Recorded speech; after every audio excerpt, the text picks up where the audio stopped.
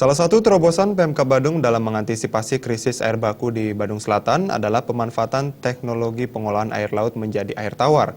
Meski dana yang diperlukan sistem ini cukup tinggi, kebijakan ini setidaknya dapat memenuhi tingginya kebutuhan air, khususnya dari sektor pariwisata. Pertumbuhan sektor pariwisata yang cukup tinggi di kawasan Badung Selatan telah mempengaruhi kebutuhan dan pemenuhan air bersih. Menyikapi hal ini, Pemkab Badung berencana mengolah air laut untuk diubah menjadi air tawar untuk memenuhi kebutuhan air. Kabid Wasdal BLH Kabupaten Badung, Nengah Sukarta menilai langkah ini menjadi salah satu solusi untuk memenuhi kebutuhan air. Pelaku pariwisata diharapkan dapat menerapkan kemajuan teknologi untuk memenuhi tingginya kebutuhan air.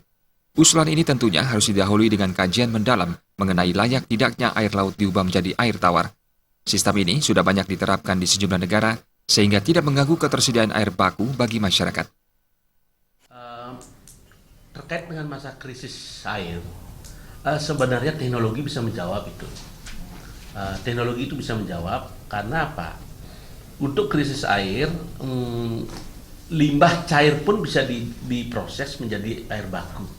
Itu sebenarnya, tapi melakukan teknologi, air laut pun bisa diproses menjadi air baku. Itu.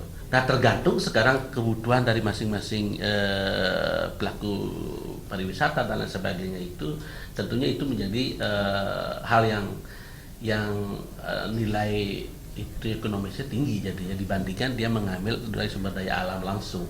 Tentunya demikian. Terkait dengan krisis air bisa ditangani dengan teknologi. Selain menggunakan air laut, solusi lain adalah daur ulang terhadap air limbah buangan untuk keperluan tertentu seperti menyiram tanaman. Terima Jadan Gus Ngurah, Bali TV.